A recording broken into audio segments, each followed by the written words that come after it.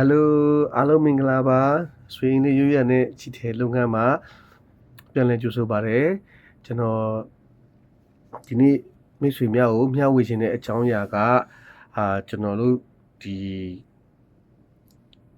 တာသမီယတနာတွေကိုခက်ခဲနဲ့ရခဲ့တဲ့အကြောင်းအရာလေးကိုပြန်လည်မျှဝေခြင်းပါတယ်အဲ့လိုမျှဝေတဲ့နေရာမှာမိတ်ဆွေများကိုဒီကိုယ့်အကူစဉ်းစားဆင်ခြင်ဆုံးဖြတ်နိုင်အောင်လို့ပြောရမှာဖြစ်တဲ့အတွက်ကျွန်တော်တို့အသေးစိတ်တွေသိစေချင်တဲ့အတွက်ကျွန်တော်အပိုင်းလိုက်တင်မယ်ပေါ့နော်ပြောမယ်ပေါ့နော်အဲ့ဒီမှာကျွန်တော်နဲ့ကျွန်တော်အမျိုးသမီးက2000နဲ့ခွန်မှာအိမ်ထောင်ကြတယ်ပေါ့နော်အိမ်ထောင်ကြတဲ့အချိန်ကျတော့ကျွန်တော်အဖေအမေရဲ့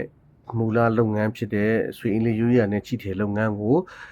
ဝင်ရောက်လုပ်ကင်တယ်ကျွန်တော်အမျိုးသမီးရောပေါ့နော်အဲ့ဒီမှာဘာရှိလဲဆိုတော့ကျွန်တော်တို့ကဒီအိမ်ထောင်စတဲ့ရဲ့အချိန်မှာကျွန်တော်တို့သူမွေးချီနဲ့ပတ်သက်ပြီးတော့မှလွယ်အိတ်လဲလုပ်နေတယ်ဆိုတော့ကျွန်တော်တို့ကတော့ဒီဆွဲတာလုပ်ငန်းပေါ့အနှွေးထည်ဆွဲတာလုပ်ငန်းကိုတူးချက်လုပ်ကင်တယ်အဲ့ချိန်မှာကျွန်တော်မျိုးသမီးကမနေ့9နာရီခွဲလောက်ထပြီးတော့မှ6နာရီခွဲလောက်ဆိုရင်ကျွန်တော်တို့ကအဲ့ဒီကနေဆိုင်ကယ်နဲ့ထွက်ပြီးတော့မှဒီသူမွေးချီပို့တယ်ဆွဲတာထိုးတဲ့နေရာတွေပေါ့နော်ဆွဲတာထိုးတဲ့အိမ်တွေကိုသူမွေးချီပို့တယ်ဆွဲတာတိန်းတယ်ပြီးရင်ကျွန်တော်တို့က9နာရီ45 8နာရီမထိုးခင်ကိုကျွန်တော်တို့ကတောင်ကြီးမြို့မစီလေးထပ်စီမှာကျွန်တော်ဆိုင်တော့ဖွင့်တယ်ပေါ့ဆိုင်တော့ဖွင့်ပြီးတော့မှဆိုင်တိန်းတဲ့အချိန်ကလည်းကျွန်တော်ညနေ4နာရီခွဲကြော်မှပဲတိန်းတယ်ပေါ့နော်တိန်းတော့ပြီးရင်ပြန်လာရင်လည်းကျွန်တော်တို့ကခဏပြောတဲ့အတိုင်းပဲဒီလွယ်အိတ်တွေဆွဲတာတွေတုံးမွေးချီတွေဒီပိုးရယူရနဲ့ကျွန်တော်တို့အိမ်ပြန်မိုးချုပ်ခဲ့တယ်ပေါ့အဲ့ဒီမှာ2009ရောက်တဲ့အချိန်မှာကျွန်တော်တငယ်ချင်းတွေ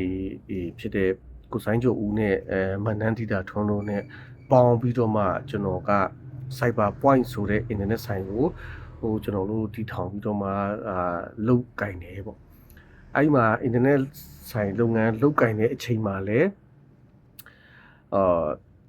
internet ဆိုင်ဆိုတော့ညလည်းမိုးချုပ်တယ်ကျွန်တော်တို့လင်မြန်းနေအောင်လုံးက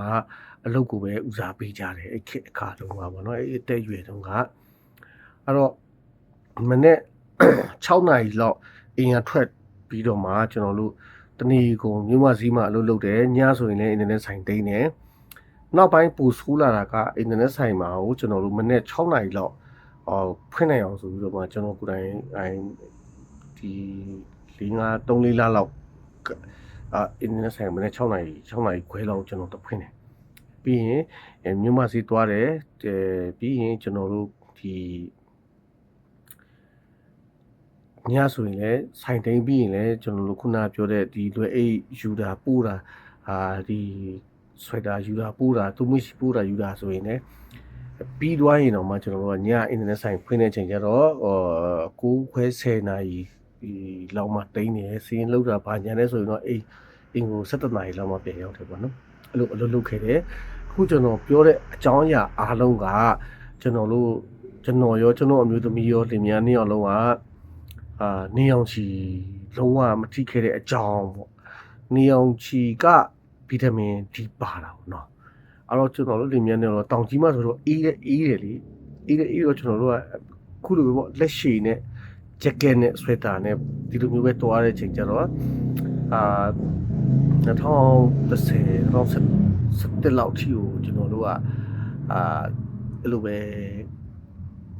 နေအောင်ချီလုံးဝမထိပဲနဲ့ကျွန်တော်အလုပ်ပဲအာရုံစိုက်ပြီးသွားကြတယ်ကျွန်တော်အမျိုးသမီးလည်းဈေးမှာတော်တော်ပြင်ပန်းခဲ့တယ်ပေါ့နော်အဲ့ဒီအကြောင်းအရာကိုပြောချင်တာက